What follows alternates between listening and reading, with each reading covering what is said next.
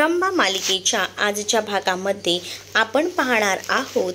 आता इरावती जी आहे ती हळूच खोलीच्या बाहेर आलेली असते आणि त्याच वेळेला तिला आता तो पुन्हा एकदा ड्रायव्हर भेटायला आलेला असतो आणि त्यासाठी खरं तर ती बाहेर आलेली असते। हळूहळू का होईना दबक्या पावलाने ती बाहेर येते आणि इकडे तिकडे पाहू लागते। त्याच वेळेला तो ड्रायव्हरला पुन्हा आलेलं पाहून ती त्याला म्हणते की आता तुझं काय काम आहे, तू इथे पुन्हा का आला आहेस। त्यावर आता कळून चुकतं की हा पुन्हा याचसाठी आलेला आहे की काल त्याला जी काही अंगठी दिली गेलेली होती ती अंगठी मुद्दामूनच इरावतीनं खोटी दिलेली होती। का तर त्याला इकडनं लवकरात लवकर जायला सांगायला हवं यासाठी हा मुख्य हेतू होता। तर दुसरीकडे मात्र आता या सगळ्या गोष्टी ज्या आहेत त्या आता कळलेल्या असतात, पण आता त्या गोष्टींमधूनच तो मुलगा म्हणजेच जो ड्रायव्हर असतो तो म्हणत असतो की मी पैसे घेईन ना जास्तीचे तेव्हाच इथून निघेन, मला 1 लाख रुपये हवे आहेत आणि 1 लाख रुपये मिळतील ना तेव्हाच सगळ्या काही गोष्टी माझ्या मनाप्रमाणे होतील। अरे पण तू तर काल 40,000 बोलला होता, मग आज 1 लाख का? तुम्ही मला ती खोटी अंगठी देऊन काल जे काही वटवलत ना त्यासाठी, म्हणजे तुम्ही माझी खूप मोठी फसवणूक केली आहे। बघा तुम्हाला जर सांगायचं असेल तर बघा द्या मला पैसे, नाही तर मी सुद्धा रमा मॅडमना ती रेकॉर्डिंग दाखवू शकतो। रमा मॅडमना एकदा का कळलं ना त्या रेकॉर्डिंगबद्दल मग बघा रमा मॅडम तुला सोडतात असं देखील तो ड्रायव्हर जो आहे तो आता बोलू लागतो।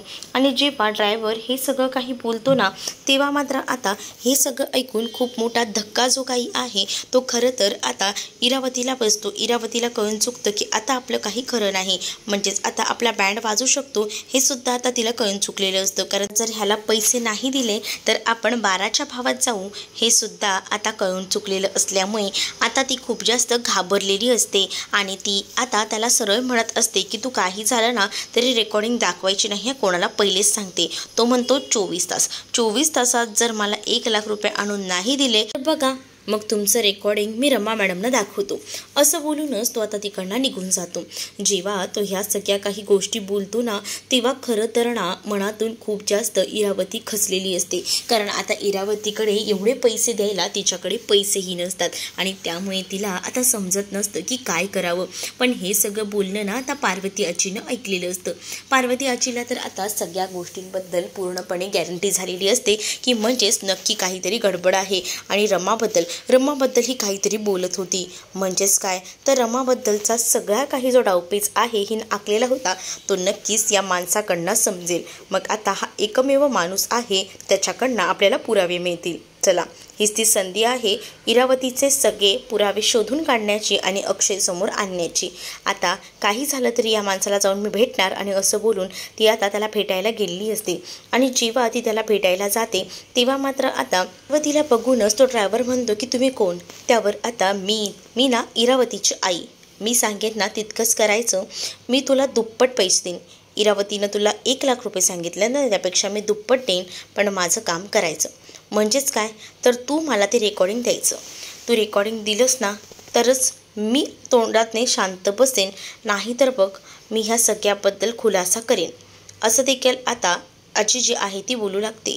त्यावर मात्र आता तो म्हणतो की ठीक आहे मी तुम्हाला द्यायला तयार आहे ती रेकॉर्डिंग, कुठे भेटायचं आहे मी ते सुद्धा तुम्हाला मेसेज करून सांगेन आणि तेव्हा तुम्ही 1 लाख रुपये घेऊन यायचे। 1 लाख रुपये नाही आणलेत तर लक्षात ठेवा तुम्हाला ना या सगळ्याला सामोरं जावं लागेल, एवढी ही गोष्ट लक्षात असू द्या। हो मी 1 लाखापेक्षा जास्तच रक्कम तुला घेऊन येईन, कारण मला ती रेकॉर्डिंग हवी आहे काही झालं तरीसुद्धा, आणि तू ती रेकॉर्डिंग मला मिळवून देणार आहेस।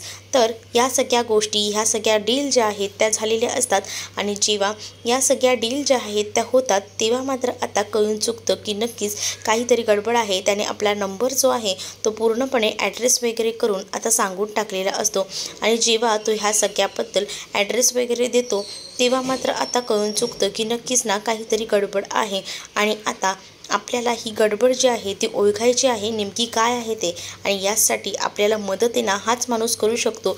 इरावतीने आतापर्यंत खूप काही केले पण आता नाही, आता मी त्या इरावतीला सोडणार नाही असं देखील पार्वती आजीचं ठरलेलं असतं। दुसरीकडे रमा अक्षय हे दोघंही जण आता बाहेर पडलेले असतात आणि आरोही सुद्धा त्यांच्यासोबत असते। आता गाडीने जायचं ठरत असतं, त्यांचे कपडे जसे मॅचिंग तसे त्यांच्या स्कूटीचा कलरही ब्ल्यू कलर मॅचिंग एकदम असतो। आता आरोहीला रमा जी आहे ती ती अक्षय आणि तिच्यामध्ये बसवत असते, पण आरोही काही ऐकायला तयार नसते. आरोहीला तिच्या आईवडिलांना लवकरात लवकर जवळ आणायचं असतं आणि यासाठी तिचे प्रयत्न सुरू असतात. ती आता आपल्या आईला म्हणते की आई तू अशी बस, एकदम चिटकून बसा बाबांना आणि बाबांना पकड, नाही तर बाबांना खड्ड्यात आपल्याला पाडून देतील. आणि त्याच वेळेला आता जी आरोही असते ना ती गुपचूपपणे आता पुढे जाऊन बसते, म्हणजेच इथे जे पुढे जे मुलं उभं राहतात ना त्या पद्धतीने ती आता पुढे जाऊन उभी राहिलेली असते. रमा थोडी बसताना अडखळत असते, तिला स्वतःचा तोलही सावरता येत नसतो आणि त्यामुळे थोडं बाचाबाच होत असते. पण आता जो अक्षय असतो त्याला मात्र आता कळत नसतं की काय बोलावं आणि काय नाही ते. अक्षय जो आहे तो शांत राहतो, पण रमा जेव्हा त्याच्या मागून त्याला एकदम घट्ट पकडत असते ना तेव्हा मात्र आता त्याच्या अंगात शहारे येऊ लागतात. छान असं रोमॅन्टिक गाणं बॅकग्राऊंडला वाजत असतं, बेधुंद मी बेधुंद तू. या गाण्यामुळे आता त्यांच्या पिकनिकला अजूनच 4 चांद लागलेले असतात. तर तिघही जण एका स्पॉटला येऊन थांबतात. गाडी तिथे थांबवली जाते. तर दुसरीकडे मात्र आता समोरच्या व्यक्तीला 1 लाख रुपये द्यायचे आहेत, यासाठी काही दागिना भेटतोय का याचा पूर्णपणे शोध जो आहे तो घेतला चाललेला असतो. आणि त्याच वेळेला आता कपाटात एकही दागिना इरावतीनं शिल्लक ठेवलेला नसतो आणि त्यामुळेच आता पार्वती आजी प्रचंड संतापलेली असते. पार्वती आजीला सीमा म्हणत असते की आई काय झालं आहे, तुम्ही हे सगळं काय केले, किती तो पसारा. त्यावेळेला आता सीमाला पार्वती आजी सांगू लागते की बघ ना या इरावतीनं आपल्याला पूर्णपणे भिकारी करून टाकलेला आहे. आपले जेवढे दागिने होते तेवढे सगळे दागिने हिने एक एक करून विकून खाल्लेत. आता आपल्याकडे काहीच उरलेलं नाही. आता काय करायचं मला खरंच कळत नाही आहे. आता इतका पैसा आणायचा तरी कुठून, कारण मला त्या इरावतीचा चांगला पुरावा मिळणार होता आणि तो पुरावा मला सादर करायचा होता अक्षयसमोर. तेव्हा तर अक्षयला कळलं असतं ना की काय झालं आहे. मला रमा अक्षयला काही झालं ना तरी एकत्र आणायचं आहे आणि त्याचसाठी मी हे सगळे प्रयत्न करत आहे. त्याच वेळेला आता सीमाच्या लक्षात येतं की सीमाकडे एक दागिना आहे आणि म्हणूनच सीमा जी आहे ती विचार करते आणि म्हणते की 1 मिनटं हां. आणि तिची जी डॉल असते ना त्या डॉलच्या मागे एक सुंदर अशी चेन असते छोटीशी, आणि ती चेन ना खरं तर रमाची असते.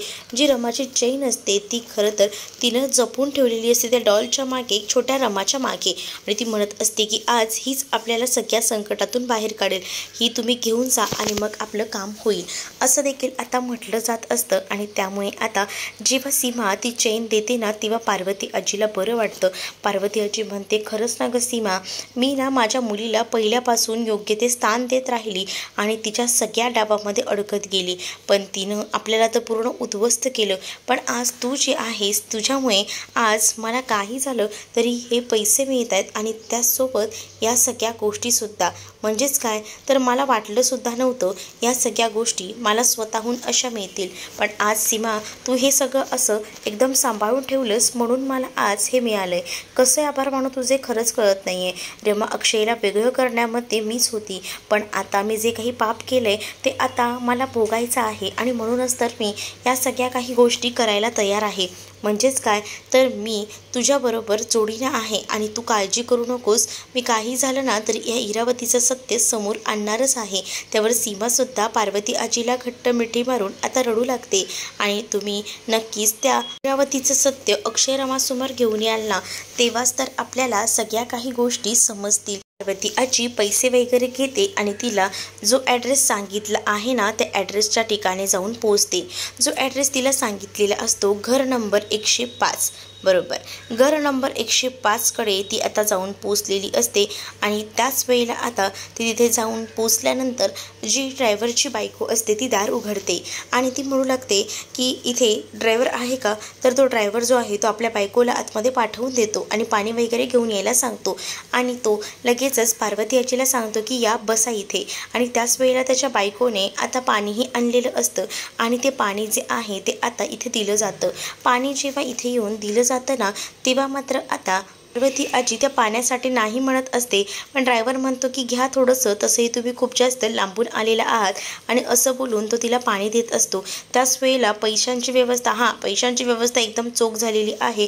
तुम्ही काळजीच करू नका, मला फक्त ती रेकॉर्डिंग दाखवा. आणि ती रेकॉर्डिंग आता जेव्हा पार्वती आजी ऐकते ना तेव्हा पार्वती आजीला जबरदस्त असा धक्काच बसतो, कारण त्या रेकॉर्डिंगमध्ये ना त्या रमाच्या मुलीलाच म्हणजे आरोहीला त्या दरीत खोल दरीत ढकलून द्यायचं याबद्दलच इरावती त्या ड्रायव्हरला सांगत असते. आणि हे ऐकून पार्वती आजीला भयंकर असा धक्का बसतो. आता इथे कॅन्डी क्लोथ असतात आणि तिथेच आता अक्षय आणि रमा आरोहीला घेऊन गेलेले असतात ते कॅन्डी क्लोथ खाण्यासाठी. आणि त्याच वेळेला आता दोघंही जण मिळून आता आपल्या मुलीसोबत खूप जास्त वेळ स्पेंड करत असतात. आणि त्याच वेळेला आरोहीला सुद्धा या सगळ्या काही गोष्टी आवडतात. त्यामुळे आरोही सुद्धा खूपच जास्त आता खुश असते. आणि आरोही जी आहे ती मात्र आता म्हणत असते की खरंच ना, बरं झालं ना तुम्ही दोघंही जण मला इथे घेऊन आलात. आता ते कॅन्डी क्लोथ्स असतात ना ते सुद्धा रमा, आरोही आणि अक्षय एकत्रच वाटून खात असतात. एकमेकांच्या उष्ट्याचं खाऊन प्रेम वाढतं, अगदी तसंच त्यांचं आता सुरू असतं. तर इकडे मात्र आता अक्षय खूपच जास्त हॅप्पी असतो, कारण आरोहीला त्याला एवढं हॅप्पी पाहायचं होतं. आणि आज आरोहीला एवढं हॅप्पी पाहून त्याला खूपच जास्त आनंद होतो. तर आरोहीसुद्धा आता कॅन्डी क्लोथ खात असते आणि एकमेकांसोबत त्यांची आता मजा मस्ती सुरू असते. आणि जेव्हा त्यांची अशी एकमेकांसोबत मजा मस्ती सुरू असते ना, तेव्हा मात्र आता दुसरीकडे पार्वती आजी हिला तर आता एवढा मोठा पुरावा मिळालेला असतो. पार्वती आजी म्हणत असते की बघ, तुला 1 लाखापेक्षा मी जास्त पैसे दिलेले आहेत, मोजून घे वाटल्यास हवे तर, पण तुला माझं एक काम करायचं आहे. हा पेनड्राईव्ह तर तू मला दिलेलाच आहेस, पण तुला माझ्या सुनेकडे येऊन लवकरात लवकर या सगळ्याची कबुली द्यायची आणि माझ्या नातवासमोर सुद्धा. मग जाता जाता माझ्या बायकोलाही भेटून जा. माझी बायको ना खरंच खूप हुशार आहे.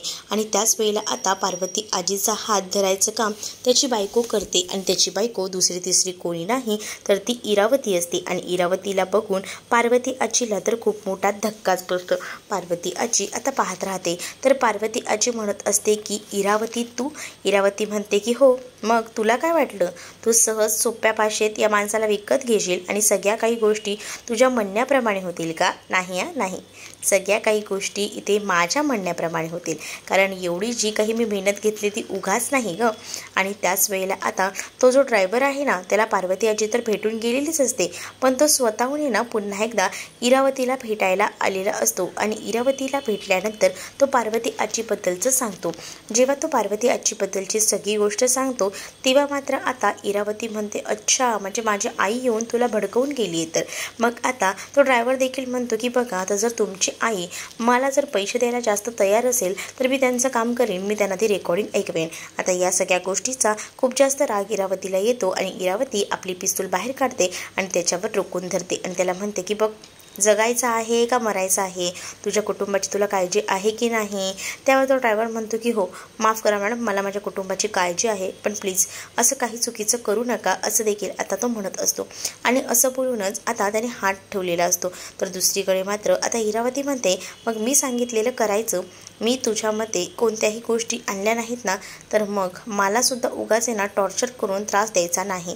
मी सांगेन त्या गोष्टी एकदम वेळेवर करायच्या, तेव्हा तुला पैसे भेटतील, असं देखील नाही तर तुला या जगातून उठवेल, हे देखील इरावतीनं आता त्याला सांगितलेलं असतं.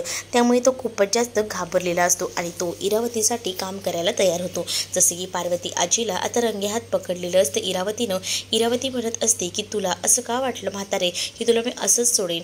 इरावतीला आता पार्वती आजी म्हणते, अगं तू माझी मुलगी आहेस, मी तुझी आई आहे, ही सगळी नाती तू विसरतेस का. त्यावर मात्र आता इरावती जी आहे ती पार्वती आजीला म्हणते, काय गाई, तू असा विचारच कसा करू शकतेस की सगळं काही तुझ्या मनाप्रमाणे होईल ते.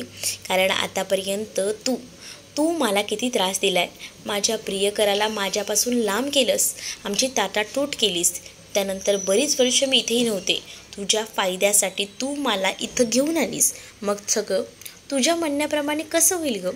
तुझं कुटुंबसुद्धा मी उद्ध्वस्त केल्याशिवाय शांत बसणार नाही, मी तेव्हाच ठरवलं होतं.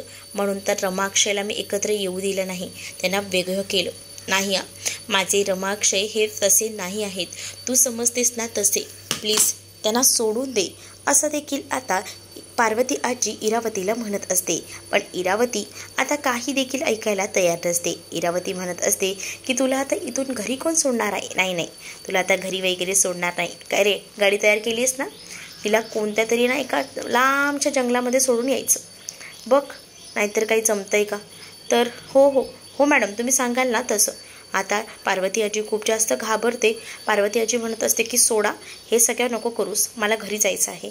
आणि त्याच वेळेला मालविकाला सुद्धा पार्वतीच्या हातपाय बांधण्यासाठी इरावती तिला बोलवून घेते आणि म्हणत असते की आता हिचे ना चांगले हातपाय बांधून ठेवायचे, गाडीतनं हिला घेऊन जायचं, सोबत मीही येते तुमच्या, हिला आपण एका ठिकाणी सुखरूप पोचवूया, जिवंत ठेवायचं, मारून नाही टाकायचं, पण लांब नेऊन सोडायचं. म्हणजे कसं, रमाक्षबद्दल एकाही शब्दाने काहीच बोलू शकत नाही. मग मालविका म्हणते पण रमाने लाडक्या आई आजींबद्दल विचारलं तर मग काय सांगायचं? अगं सिंपल ना, सरळ सोप्या भाषेत आपण सांगायचं की आम्हाला नाही माहिती, म्हणजेच ती ना नक्कीच पुन्हा देवदर्शनाला गेली असेल, जशी आधी गेली होती अगदी तशीच, असं आपण सांगूया रमाला. त्यासाठी काही काळजी करायचं काम नाही. पण आहे ना लवकरच हिला आता इकडनं हलवायचं आपण, हिला इथे जास्त दिवस ठेवू द्यायचं नाही, कारण हिला आता सगळ्या गोष्टी कळल्या आहेत ना. मग आता ह्या सगळ्या गोष्टी हिला कळल्यात, मग आता ही आपली वाट लावायला घेणार. त्यापेक्षा हिला आपण लांब करायचं, म्हणजे कसं बुर्रकन पळून घेऊन जायचं. असं आता इथे मात्र इरावती पार्वती आजीकडे बघून बोलत असते. बिचाऱ्या पार्वती आजीला आता काय बोलावं आणि काय नाही समजत नाही. आता ज्या रस्त्याने ही लोक पार्वती आजीला घेऊन चाललेली असतात त्याच रस्त्याला रमा, अक्षय आणि आरोही हे तिघंही जण मस्तपैकी एकमेकांसोबत टाईम एन्जॉय करत असतात, आईस्क्रीम खात असतात.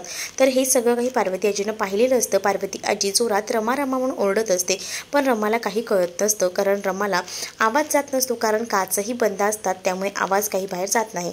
मध्येच गाडी थांबली जाते. तर इरावती त्या ड्रायव्हरला म्हणते की काय झालंय? तर तो ड्रायव्हर म्हणतो की मला असं वाटतंय ना की गाडी खराब झाली आहे, मला बिघडली आहे, थोडं थांबा मी बघतो, आणि असं बोलून तो उतरतो. रमाक्ष जिथे उभे असतात ना तिथे अगदी 2 पावलांवरती गाडी असते. रमाक्षला म्हणते की हो मला असं वाटतंय ना की ती गाडी बंद पडली, आपल्या मदतीची गरज आहे का, त्यांना बघूया. आणि असं बोलूनच रमा आता त्या गाडीच्या दिशेने चाललेली असते. आणि जेव्हा रमा त्या गाडीच्या दिशेने जाते ना तेव्हा मात्र आता रमा जे आहे ती इकडे तिकडे पाहते, आणि त्यावेळेला रमाच्या लक्षात येतं की नाही या गाडीत नक्कीच कोणीतरी आहे. आणि रमाला बघितल्यानंतर पार्वती आजी देखील जोरात ओरडायचा प्रयत्न करते. आता इरावतीचा हा डाव रमा कसा उधळून लावेल हे पाहणं तितकंच इंटरेस्टिंग असणार आहे. तुम्ही जर आपल्या चॅनलवर नवीन असाल तर चॅनलला सबस्क्राईब नक्कीच करा. त्याचसोबत तुम्हाला हा भाग कसा वाटला हे सुद्धा मला कमेंटमध्ये सांगा. चला तर मग भेटूया पुढच्या भागामध्ये. तोपर्यंत टाटा बाय.